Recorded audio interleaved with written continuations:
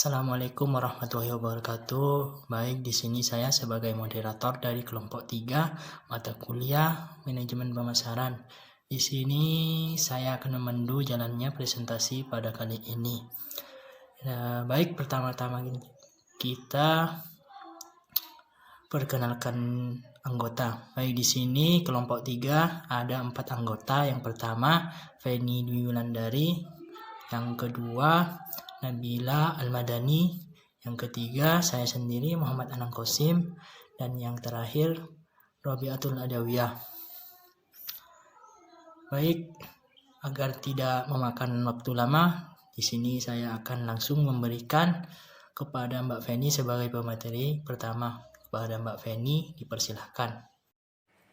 Baik, terima kasih waktunya moderator. Sebelumnya, Assalamualaikum warahmatullahi wabarakatuh. Perkenalkan, nama saya Feni Dwi Wulandari, NIM 133 dari kelas 5A Ekonomi Syariah. Di sini saya sebagai pemateri pertama yang akan menjelaskan tentang pengertian pasar dan levelnya. Pengertian pasar menurut Peraturan Menteri Dalam Negeri adalah tempat bertemunya penjual dan pembeli untuk melaksanakan transaksi, sarana interaksi sosial budaya masyarakat, dan juga pengembangan ekonomi masyarakat. Di sisi lain, pengertian pasar menurut Said Saad Marton bahwa pasar adalah sebuah mekanisme yang dapat mempertemukan pihak penjual dan pembeli untuk melaksanakan transaksi atas barang dan jasa, baik dalam bentuk produksi maupun penentuan harga. Sedangkan syarat utama terbentuknya pasar adalah adanya pertemuan antara pihak penjual dan pembeli baik dalam satu tempat ataupun dalam tempat yang berbeda. Pasar juga merupakan elemen ekonomi yang dapat mewujudkan kemaslahatan dan kesejahteraan hidup manusia. Level tingkatan pasar. Besar kecilnya suatu pasar dilihat dari jumlah pembeli yang ada pada pasar tersebut. Pembeli yang memiliki potensial itu mempunyai 3 karakteristik pokok, yaitu minat, penghasilan, dan juga akses. Berdasarkan ketiga karakteristik yang dimiliki pembeli potensial tersebut, maka ada 5 level definisi pasar, yaitu yang pertama pasar potensi atau potential market. Pasar ini dapat didefinisikan sekumpulan orang atau konsumen yang mempunyai tingkatan minat tertentu terhadap penawaran pasar tertentu. Sebagai contoh, semua orang yang menyatakan keinginan atau minatnya untuk membeli sebuah mobil. Yang kedua yaitu pasar yang tersedia atau available market. Dapat dikatakan sebagai sekumpulan konsumen yang mempunyai minat, akses, dan penghasilan terhadap pasar tertentu. Dalam pasar ini, konsumen sanggup tahu punya kemampuan daya beli untuk membeli sebuah mobil. Selain itu, hambatan akses juga teratasi. Artinya bahwa mobil tersebut tersedia dalam wilayah konsumen tersebut. Yang ketiga yaitu pasar tersedia yang memenuhi syarat atau qualified available market, yaitu sekumpulan pembeli yang mempunyai minat, akses, penghasilan, dan juga kualifikasi untuk penawaran pasar tertentu. Misalkan pemerintah membuat undang-undang atau melarang penjualan mobil terhadap konsumen yang masih di bawah usia 18 tahun. Dengan begitu, walaupun konsumen tersebut mempunyai akses, penghasilan atau daya beli, tetapi bila belum berusia 18 tahun, maka ia bukanlah pasar tersedia yang memenuhi syarat. Yang keempat yaitu pasar yang dilayani atau served market atau target market, yaitu pasar yang merupakan bagian dari pasar tersedia yang memenuhi syarat yang ingin dimasuki oleh sebuah perusahaan. Sebagai contoh, saat produsen mobil memutuskan untuk memusatkan perhatian pemasarannya dan distribusinya di Jakarta, maka Jakarta menjadi pasar yang dilayani. Dan yang terakhir yaitu pasar penetrasi atau penetrate market, yaitu sekumpulan konsumen atau pembeli yang benar-benar telah membeli produk. Jadi dalam hal ini yang termasuk dalam pasar penetrasi adalah mereka atau konsumen yang telah sungguh-sungguh membeli mobil produsen tersebut. Sekian dari saya, kurang lebihnya mohon maaf. Materi selanjutnya akan dilanjutkan oleh Mbak Nabila. Assalamualaikum warahmatullahi wabarakatuh. Perkenalkan, nama saya Nabila Ahmadani, NIM 142. Di sini saya akan menjelaskan tentang segmentasi pasar, targeting, dan positioning. Segmentasi pasar adalah suatu proses untuk membagi-bagi atau mengkelompok-kelompokkan konsumen ke dalam kotak-kotak yang lebih homogen. Menurut Kasali, sedikitnya ada 5 manfaat yang diperoleh dengan melakukan segmentasi pasar, yaitu pertama, mendesain produk-produk yang lebih responsif terhadap kebutuhan pasar. Yang kedua adalah menganalisis pasar. Dengan segmentasi pasar, membantu eksekutif mendeteksi siapa saja yang akan menggerogoti pasar produknya. Kemudian yang ketiga adalah menemukan peluang. Setelah menganalisis pasar, perusahaan yang menguasai konsep segmentasi yang baik akan sama pada ide menemukan peluang. Peluang ini tidak selalu sesuatu yang besar, tapi pada masanya ia akan menjadi besar. Kemudian yang keempat adalah menguasai posisi yang superior dan kompetitif. Perusahaan yang menguasai segmen dengan baik umumnya adalah mereka yang paham betul konsumennya dan telah mempelajari pergeseran-pergeseran yang terjadi dalam segmennya. Kemudian yang kelima adalah menentukan strategi komunikasi yang efektif dan efisien.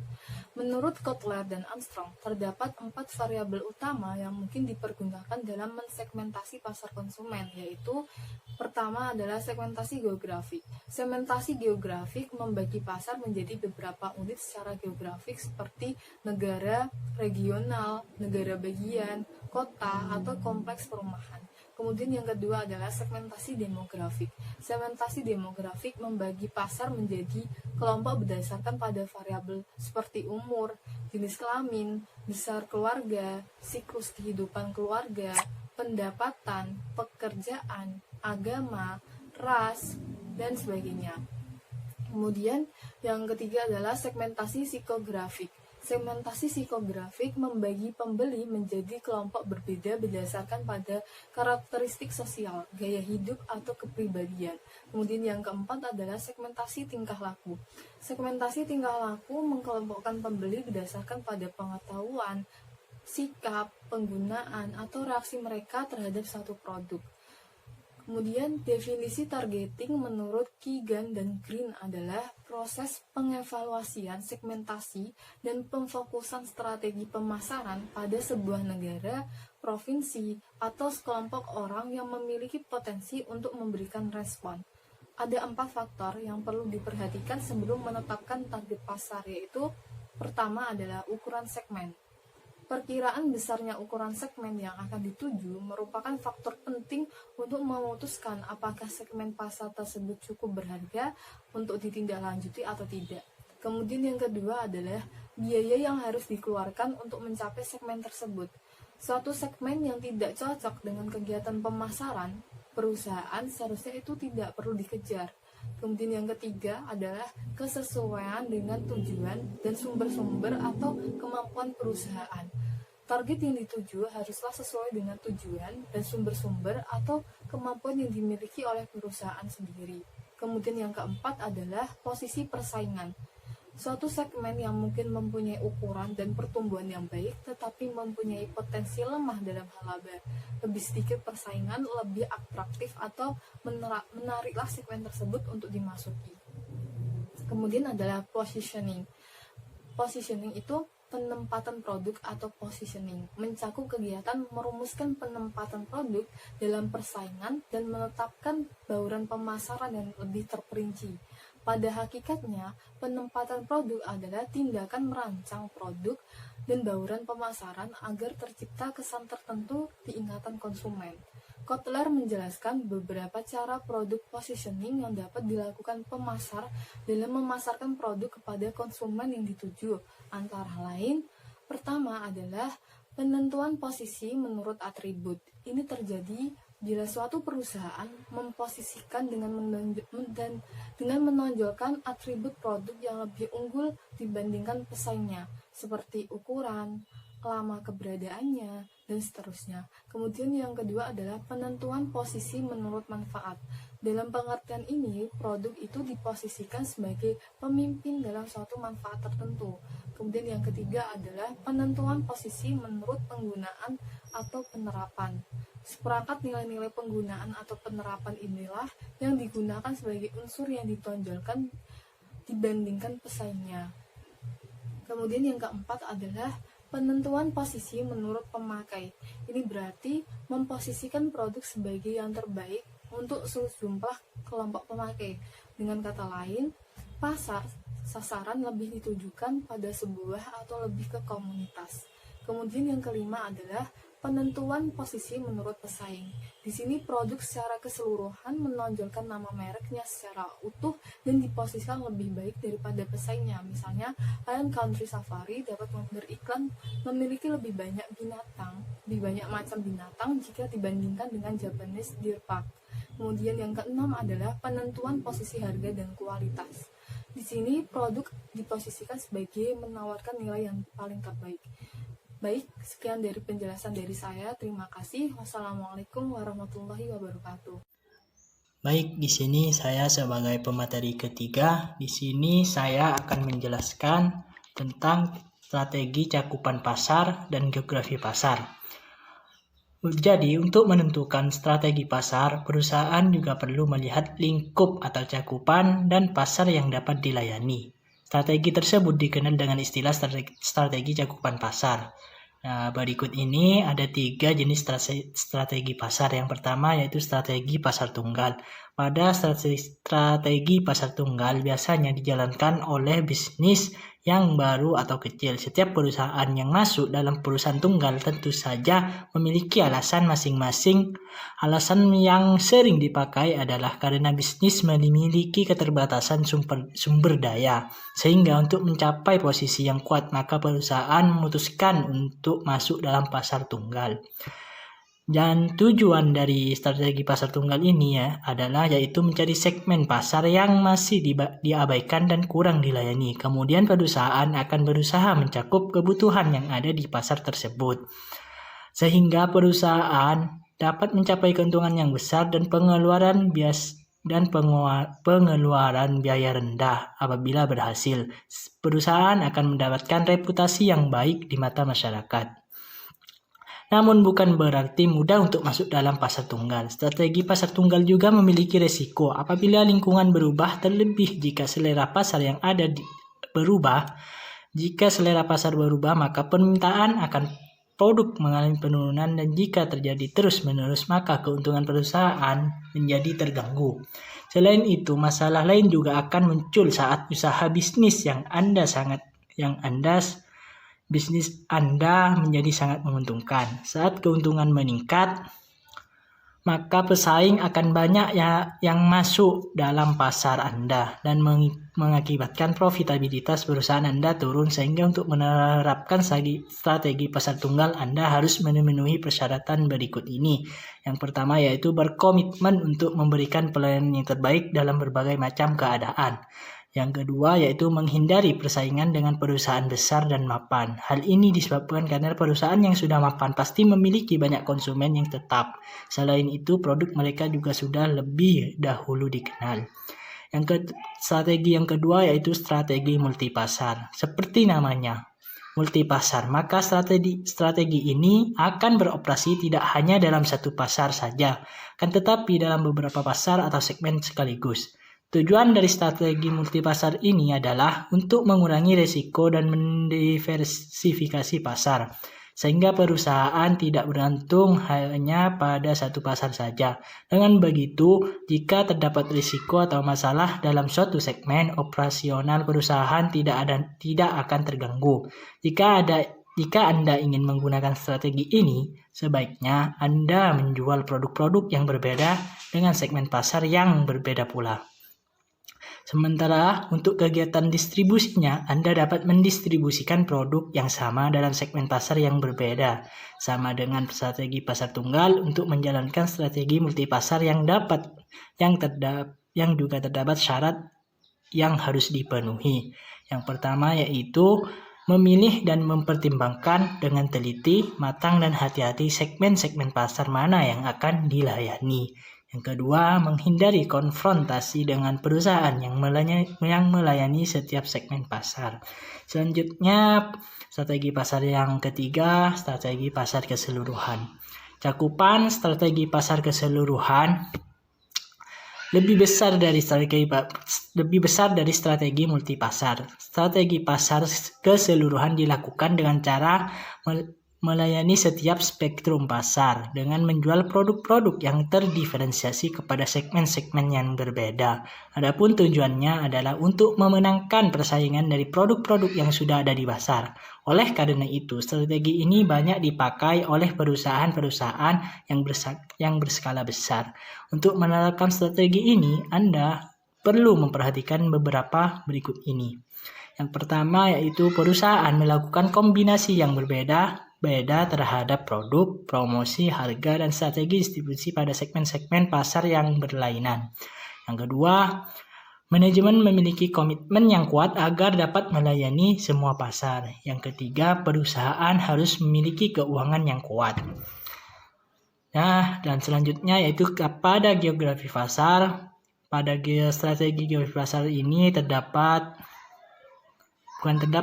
dibagi menjadi 4 macam, yaitu yang pertama strategi pasar lokal, di mana strategi ini dijalankan dengan melakukan konsentrasi usaha di suatu daerah tertentu yang relatif terbatas dan masih dekat lokasi perusahaannya. Yang kedua, strategi pasar regional. Pada strategi pasar regional ini ada 2 sasaran utama dari penerapan strategi ini. Yang pertama yaitu untuk mendiversifikasi risiko sehingga tidak hanya bergantung pada satu bagian dari suatu wilayah. Yang kedua, mempertahankan pengendalian yang tersentralisasi. Yang ketiga yaitu pada strategi pasar nasional. Strategi ini ditandai dengan beroperasinya perusahaan secara nasional dengan tujuan untuk meningkatkan pertumbuhan dan memperluas jangkauan pelayanan. Hasil yang ingin dicapai adalah meningkatkan pertumbuhan pangsa pasar dan laba. Yang terakhir yaitu strategi pasar internasional, di mana cakupan wilayah geografis dalam strategi ini sangat luas, yaitu meliputi beberapa negara. Baik, sekian dari presentasi saya. Kurang lebihnya mohon maaf. Assalamualaikum warahmatullahi wabarakatuh. Saya Robiatul Adawiyah, NIM terakhir 235. Di sini saya akan menjelaskan materi tentang strategi memasuki pasar, komitmen pasar, serta market dilution pasar. Yang pertama, strategi memasuki pasar. Secara garis besar, ada tiga pemilihan strategi untuk memasuki pasar. Yang pertama, first strategi, yang dimana strategi ini perusahaan berusaha menjadi pionir dengan jalan memasuki pasar pertama kali sebelum ada perusahaan lain yang melakukannya.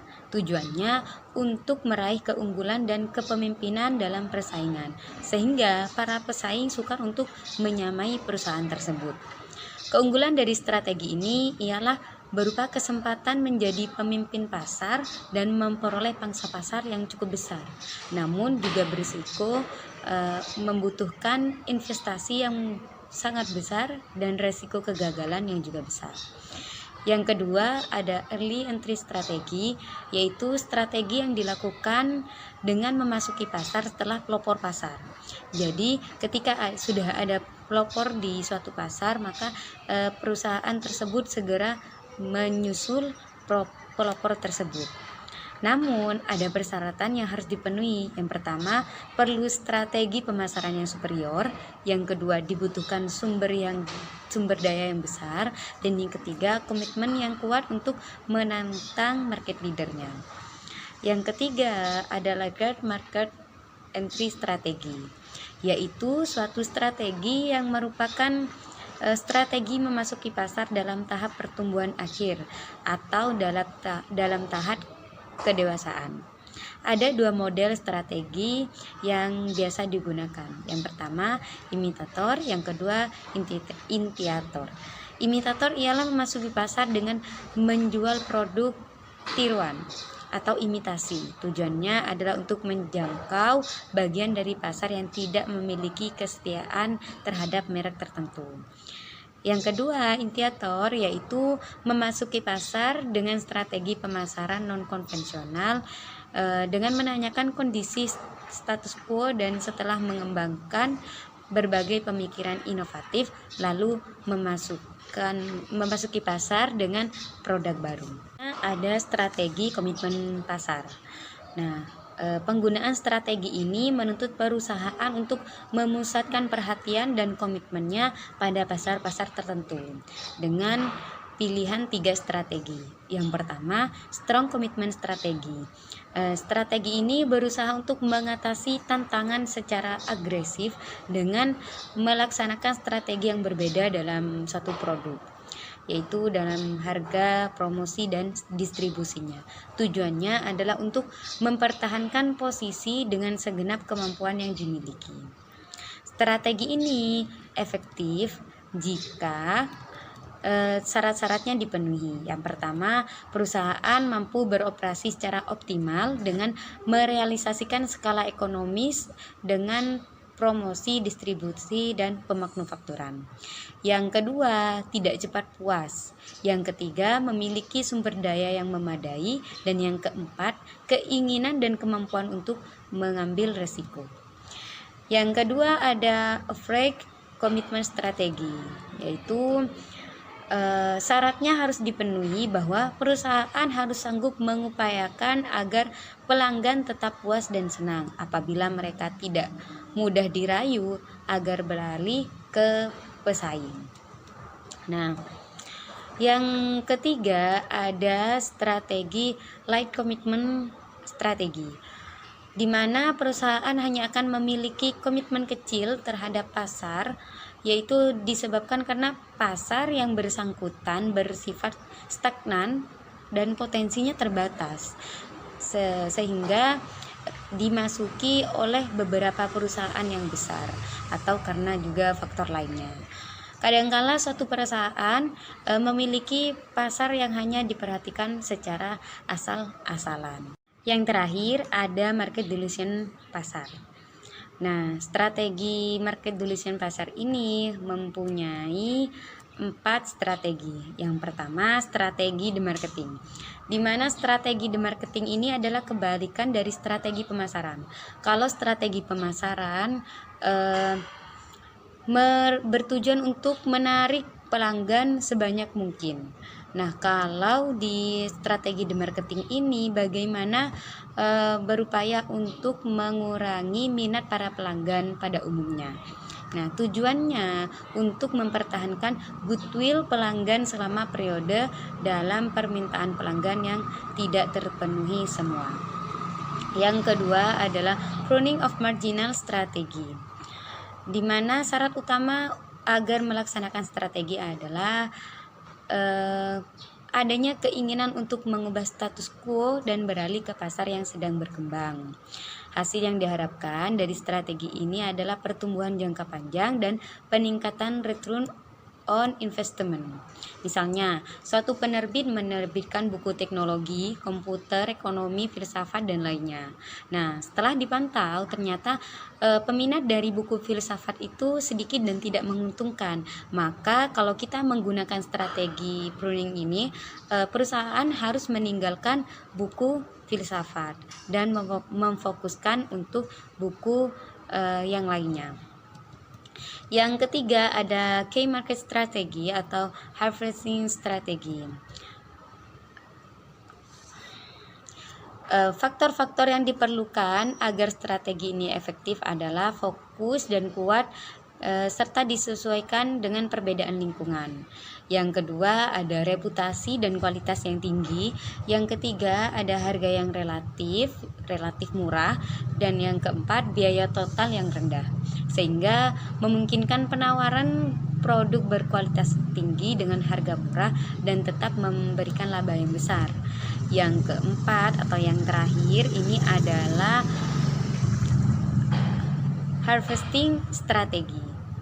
Kadangkala perusahaan sengaja memutuskan untuk membiarkan pangsa pasar turun, terutama bila suatu produk telah mencapai titik jenuh, sehingga dukungan terus-menerus untuk mempertahankan pangsa pasar yang besar tidak sebanding dengan hasil yang diperoleh.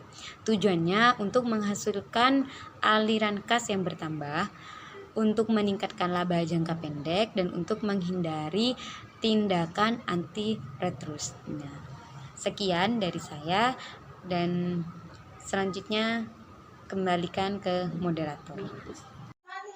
Baik, di sini karena penjelasan materi sudah selesai semua, saya sebagai moderator di sini saya akan membuka pertanyaan, yaitu sesi pertanyaan. Kepada yang ingin bertanya, persilakan.